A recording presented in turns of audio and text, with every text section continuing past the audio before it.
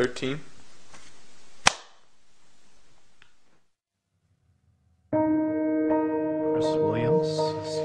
Chris Williams, CHRIS-WILLIAMS. El 9 de febrero de 2007 nos chocó un adolescente ebrio y perdieron la vida mi esposa, Michelle, que estaba embarazada de nuestro quinto hijo, Benjamín, nuestro segundo hijo, y nuestra única niña, Ana.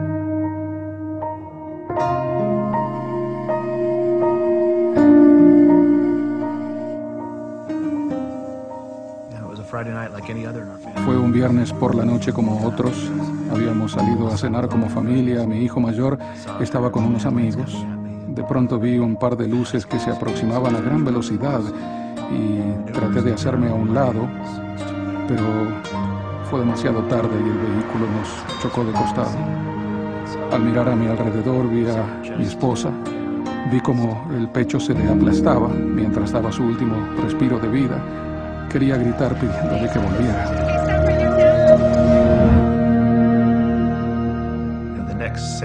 Lo siguiente que oí fue a mí mismo llorando con gran angustia.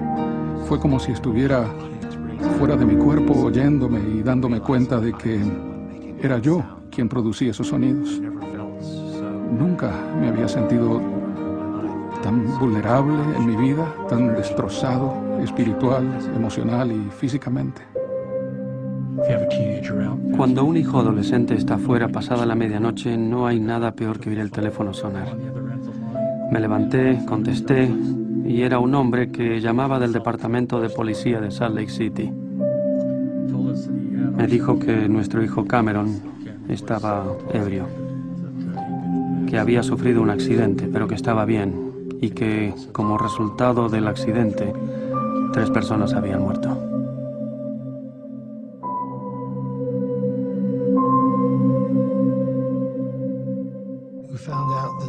Apenas nos enteramos de lo ocurrido, fuimos al hospital donde habían llevado a la familia de Chris.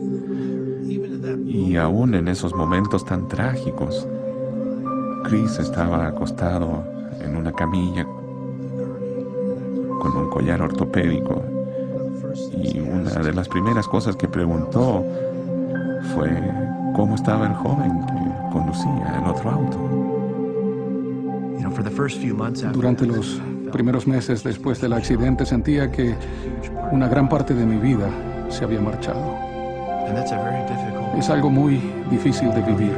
Me arrodillaba y quería hablar con mi Padre Celestial mientras me sentía tan solo y tan angustiado. Fueron conversaciones muy interesantes. Dios no trata de dar alivio de inmediato, primero escucha, y eso me ayudó mucho. Me permitió arrancarme del pecho todo ese enojo, pero también siempre regresaba a mí y me enseñaba sobre su Hijo, Jesucristo. Cuando sentía rencor o en medio de una gran soledad, no lo dirigía hacia la persona que había causado aquello, sino que se dirigía solo hacia el Salvador. Cuando miré por la ventanilla y vi al otro auto volcado, en mi corazón no sabía y en mi mente no comprendía cómo había sucedido todo. ¿Quién había sido el responsable ni cuáles habían sido las circunstancias? Lo único que recuerdo haber sentido es que debía deshacerme de todo el sentimiento de rencor. Los problemas y el pesar se pueden encarar y resolver a la manera del Señor, o de alguna otra forma. Creo que fue una decisión que Chris ya había tomado mucho antes, así que después del accidente en su auto, creo que él había decidido mucho antes lo que haría si algún día se encontraba en una situación así.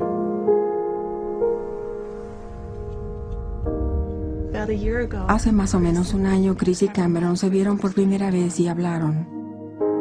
La primera vez que lo vi, recuerdo que él estaba sonriendo, pero yo no podía sonreír porque veía cara a cara al hombre a quien le había causado tanto daño. Me saludó y estuvo totalmente dispuesto a hablar sobre lo que había ocurrido aquella noche y cómo se sentía él.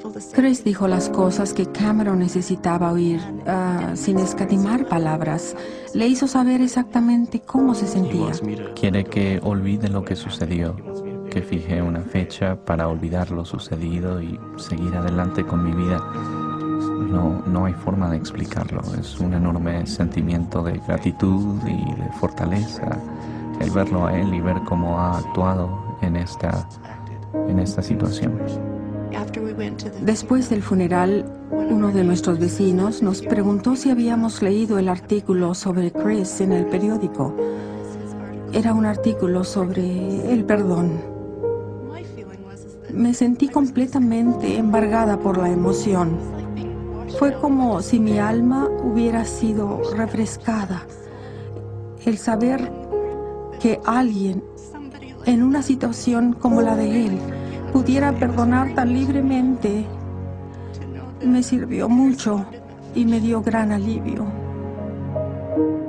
Lo que le expresé a Cameron cuando hablé con él fue que el haberlo perdonado o cualquier otra cosa que él me hubiera visto hacer o oído decir después del accidente, tenía que saber que era solo porque el Salvador estaba actuando a través de mí. Yo apenas era un conducto por medio del cual el Espíritu, su ejemplo, su conocimiento, su inteligencia y su gracia pudieran brillar. Eso era todo lo que yo tenía que hacer, no interferir con el Señor. Quería que entendiera que yo no tenía mucho que ver con todo lo bueno que se pudiera ver en mí. Tiene un gran valor para mí el que me haya perdonado, y sé que lo ha hecho porque tiene un testimonio de Jesucristo y una relación con Él. Agradezco que Dios permita que ocurran tragedias y pruebas en nuestra vida.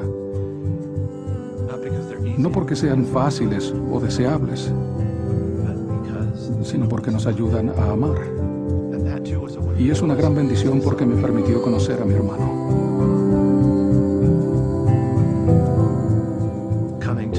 El conocer a un varón de dolores y experimentado en quebranto como he llegado a conocerlo es la razón por la cual fui enviado aquí. Y ha sido tremendamente difícil el tener que aprender esas lecciones de la forma como las he aprendido. Pero siempre salía de esos episodios de dolor con la seguridad y la esperanza de que tal vez un día lo vea tal como Él es. Un día espero ser como Él. Y un día volveré a estar con mi esposa y con el resto de mi familia. Eso es lo que me mantiene en pie.